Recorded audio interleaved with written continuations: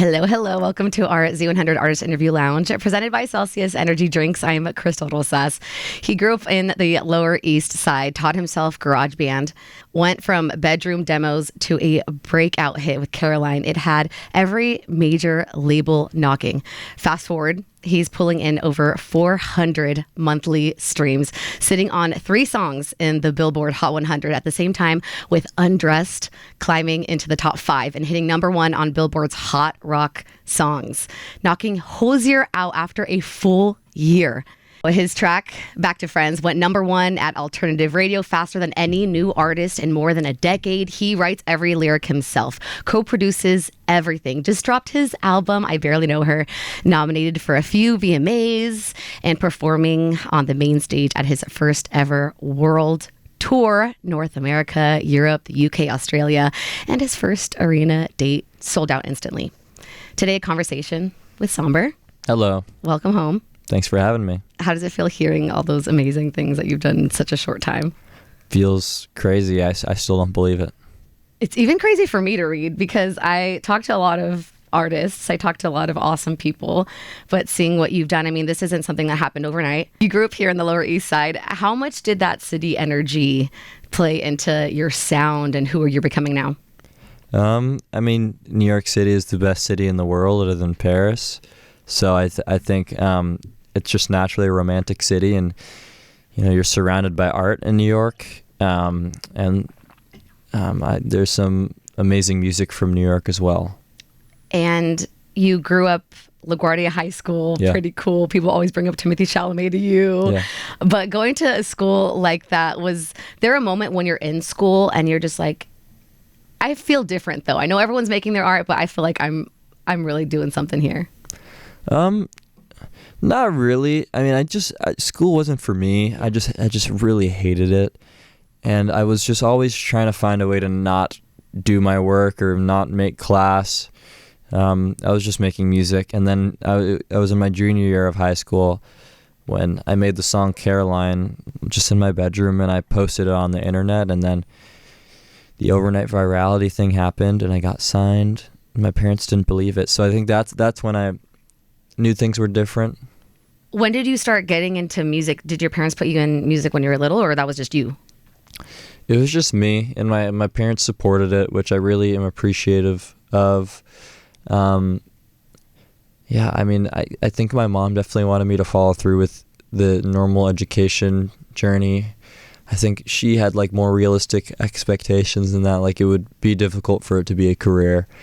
But then my dad, is a music lover. That's just him, and he kind of really supported that. Did he play too? Yeah, he played guitar, piano, all around the house, and he kind of introduced me to instruments. What would he play for you? What were you listening to in the house? He would play like just the different bands that we both love, like the Beatles, Radiohead, Beach Boys. Yeah. And then people like Stevie Wonder, MJ, Prince, the Stones, yeah. So then you're in elementary school, you're learning from your dad, you're learning on your own. And what are you prepared to audition for at LaGuardia? I sang like a Sam Smith song. Oh. Which like, I don't think you were supposed to do a pop song. But I did it. I don't even remember what song or what it was, and it was so nerve-wracking. And I'm so thankful I got in, because I really think that school helped me like feel like it was okay to be a boy and sing, and like, yeah. New York bullies are treacherous. New York high school bullies. But not at that school, or like you just heard stories? Well, it's definitely not as bad at that school if you're doing music, because it's such a normal thing there. But why do you say that they're bullies? Like, you've heard people... Yeah, it's high school. Yeah. That's what it is. So then what is a day like at school, at a art school like that? So it's like half the day is academics, half the day is your major. And it's a longer day, and it's really fun. It's really fun, because it was a really big school, so you could it was really easy for me to go unnoticed and like miss class, and And then I would show up for my music classes, of course, and then nothing else. Did you have a squad there? Yeah, my boys. And what are they up to now? I think they're all in college, doing their thing. You still see them sometimes? I don't really get to see them because I mean I don't even get to see my family really. I'm never in New York, but I do when I can. So then when all the labels are coming to you when you're a junior in high school, are they calling you? Are they emailing you? You're pulling up to school? What is that like? They're sending me messages on Instagram. They're emailing me, and yeah, I was just taking calls with them. No manager. Like, I was just talking to these people. I was a high school kid. I had no idea what was going on, and then I figured it out. Who's helping you navigate that? My dad. He was just being there. A dadager? Yeah. Wow. He didn't know either. You guys are both figuring this out, and it must be just like, is this real life right now? Yeah. It was. We couldn't believe it. What were your teachers saying? They didn't know. But yeah, it really felt real once I got flown out to LA. Like, going from being in school every day to being flown out just felt like the craziest thing in the world. Was that your first time in LA? No, Okay. I'd been, because my mom's from LA. But being a high school kid that like people didn't necessarily believe in, like, and then going from that to being like flown somewhere because I accomplished something with my music was very special, especially as a kid. So now you get picked up and you're just at work, right? You're working with the coolest people, maybe? Well, not really. I was working alone when I got signed, and the label really wanted me to work with someone. So they introduced me to Tony Berg, and it was kind of like an instant click, and I haven't worked with anyone else since. So the first person they introduced me to, I've just stuck with. So then what was that like, working with Tony, and what were you're writing and you're hearing different songs? I know you produce a lot too, so. Yeah. Well, I write all my music, and I'll produce about half to 70% of it, and I'll bring it in with Tony, and we'll co-produce the rest. And it's a great experience because that man is a super accomplished producer and like really knows what he's doing. So me bringing like my more modern sound and newer techniques and his older techniques, I think it creates a really, really unique combo. So you're working with him and you're trying to kind of figure out what your sound is, because obviously Caroline everyone loved. So you want to keep bringing yourself into your work. What is your vibe? Are you listening to samples and then going over it? Are you writing first? Are you picking out different things? It's really everything, but I'd say like my regular process is I'll make a beat, and then I'll come up with a melody, and then I'll write lyrics over it. And then once I have that, I can easily write the whole song. You drop Back to Friends. It goes like so insane. Yeah. That's so, you can't even expect that. Yeah. Because when Caroline blew up, you're like, okay, who knows if this is just a fluke. Yeah. But then your second song like goes even crazier. It starts hitting the charts. Yeah. What is going through your brain? I mean, something like that, you don't expect, and you can't believe it. So, I mean, even being here is crazy. I used to listen to Z100. So I think it's just one of those things where it's like, okay, this is happening. I don't really get why it's happening, and I've never experienced this before. I'm just taking it day by day. It's incredibly grateful. So at that point, you're getting recognized? Yeah. What is that like? Because I feel like when you work on music, you want to, your music to hit everyone, but then you actually see that it's hitting people like in your sphere. It's nice to be recognized. I'd say like the first few times I was like confused, like, why do you know who I am? And then I got used to it. You got used to it already? Yeah. So what are those interactions like? Great. Everyone's so sweet and respectful, and I love it. I'm happy to meet people, take photos, do whatever. And then Back to Friends, that is such a song that connects because so many people go through that. What do you hear from people when they are connecting to that music out in public? people just say the sweetest things. I'll definitely hear a lot about how it helped them get through a breakup. And when I hear that definitely keeps me driven and keeps me inspired. And then we have Undressed. Yeah. That was wild because now you're on the radio. Mm-hmm. We're playing it all on the new hit list. We play it almost every hour on Z100. Amazing. Hearing it on Z100, what was that like? It was ridiculous. I couldn't believe it. I was like, "Is this really my song? Are you sure this is Z100?" You know, it's a crazy feeling because I always wanted to be on the radio, and then when it came time for me to be on the radio, it didn't feel real. Do you remember the first time you heard yourself on the radio? Yeah, I think I was getting into an Uber and it was just playing, and I was really spooked. I was like, "Is this guy kidnapping me? Does he like know who I am, or is it's just on the radio?" What did you do? I just sat in that Uber, nonchalant. You didn't call anyone. You didn't text anyone. You're like, "This is my life now. I need to keep it calm and cool."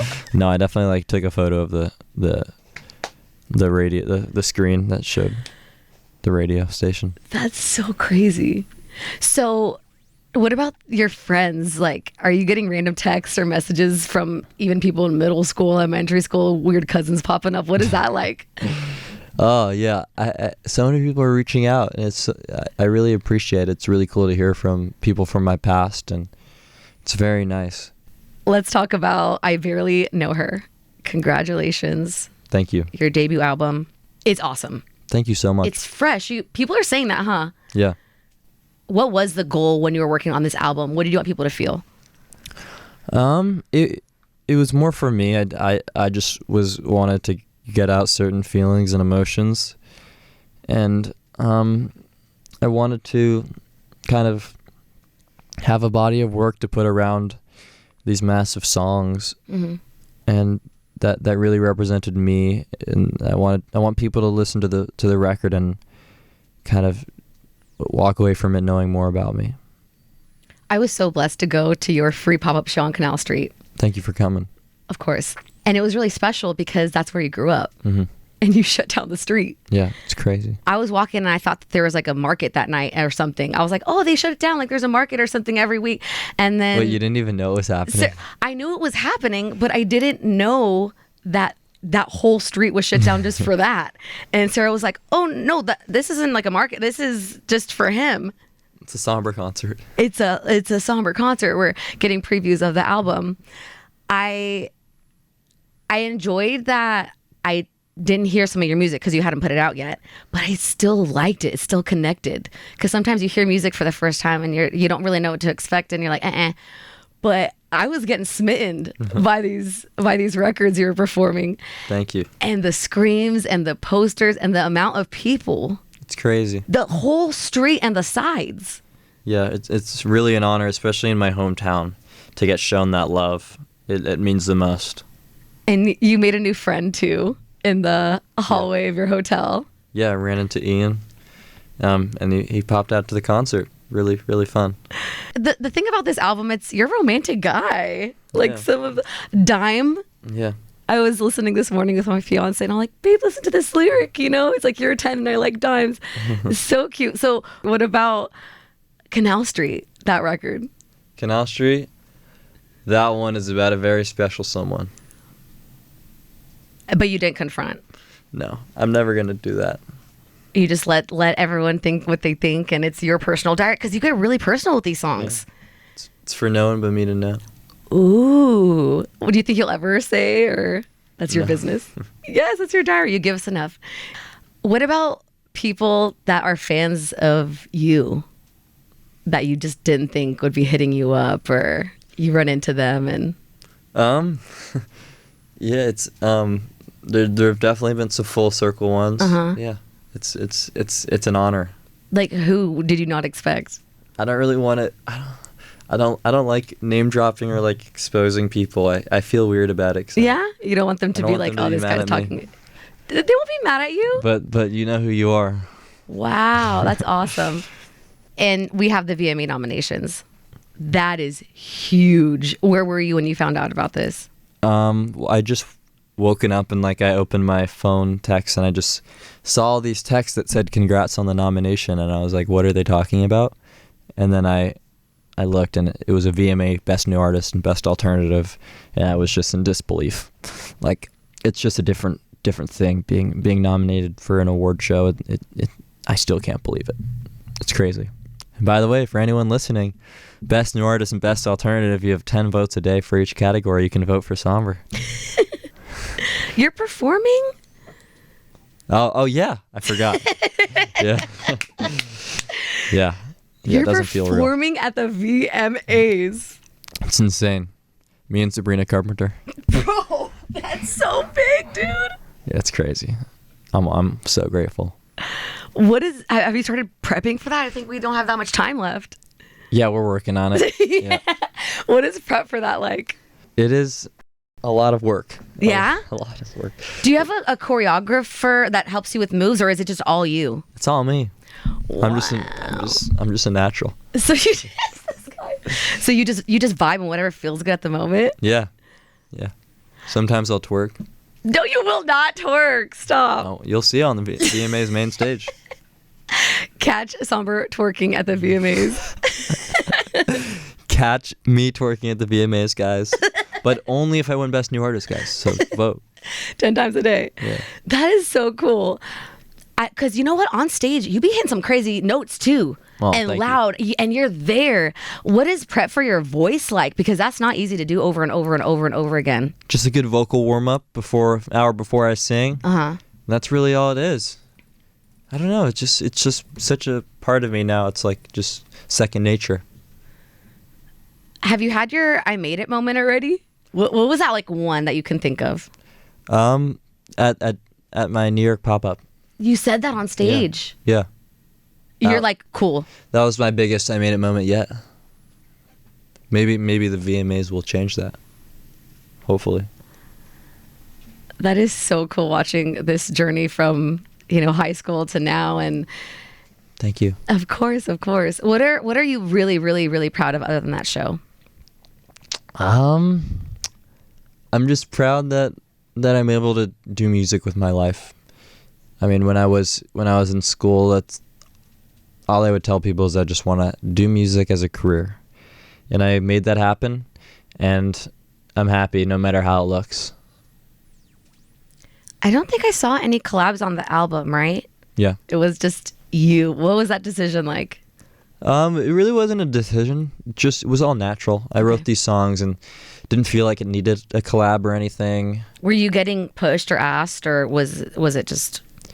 Not really, because I'm always in the road, and then like when I'm home, I'm like just studio time, and like I don't have time to like network really and like work out a collab. And I'm just like a big like writer in isolation. Like I'll write all my music myself, and I'm isolated, and I can't really write with people.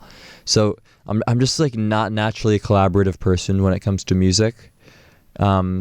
But I'm definitely like open to doing collabs on future stuff. And like I really loved collaborating with Addison on the music video for 12 to 12. Like that's the type of collaboration I really love to do. That was such a cool moment. Everyone was shook. Like, how did this happen? Yeah, it was so fun.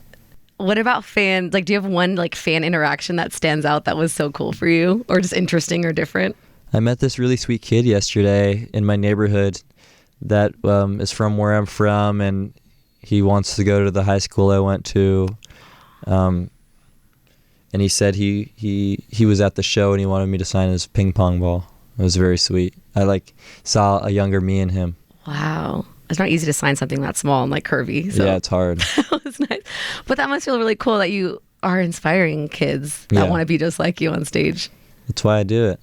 How does it feel when you're on the stage and then you're saying thank you, love you, and you just hear all the girls like screaming the craziest pitches?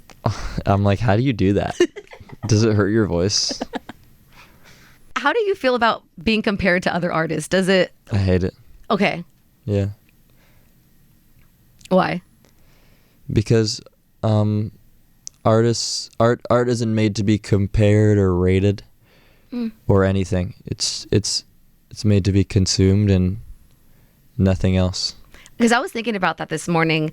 I feel like when I was thinking listening to your music, you just kind of want to you want to feel, where did this inspiration come from? So I'm hearing different things that I've heard to try to like make sense of your art. Yeah. So I just want to say that it's only, not. I mean, everyone is inspired. That is such, there's no art and there's no progression in music and growth without inspiration. That's every iconic artist is inspired.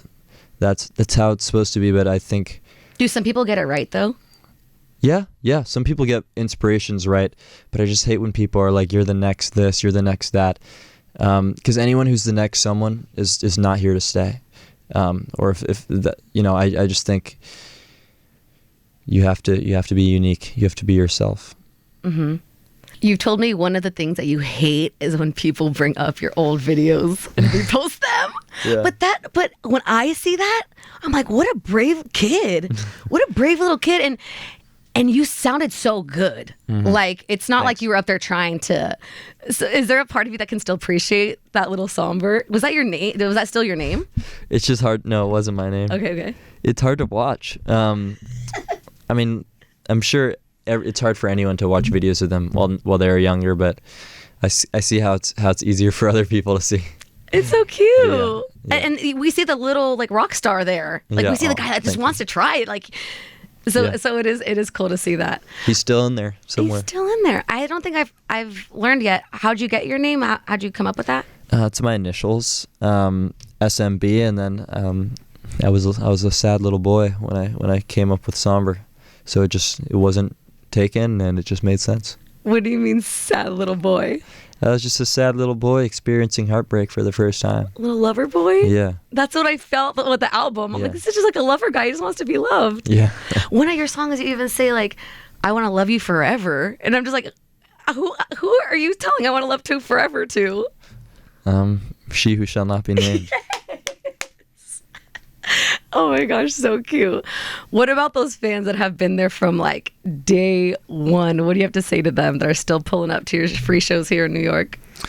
I love you. You guys are the reason I keep doing it. There's a few familiar faces that I see that were there at my first New York shows, and then seeing them still be here when things are a lot bigger and there's a lot more people in these audiences is very special. Just being someone that people can follow for years is just a special place to be in, and it keeps me inspired for sure, because I want to keep being there for them, just like they're there for me. Well, we have to say thank you for the album. Thank you. We see that your heart's in there. Yeah. It was such a great listen. You hanging out, make sure you stream it on our free iHeartRadio app. And congratulations. Thanks so it's much. dope. I know you're on the road. I know you're tired. I know you're running around. But hearing how you're loving the interactions with the fans in person, and that you're really thankful for the whole moment, like, I'm praying that stays, because it can get rough. Yeah. Thank you so much. How does it feel right now to be Sombre? It's the best. Yeah. Wow. It's the best feeling in the world. Well, congratulations again. Thank you so much for spending time with us and sharing your love for music and everything you've learned in the past 20 years in this album. And we can't wait for 20 more albums. So thank you, Sombre. Thank you so much. Thanks for having me.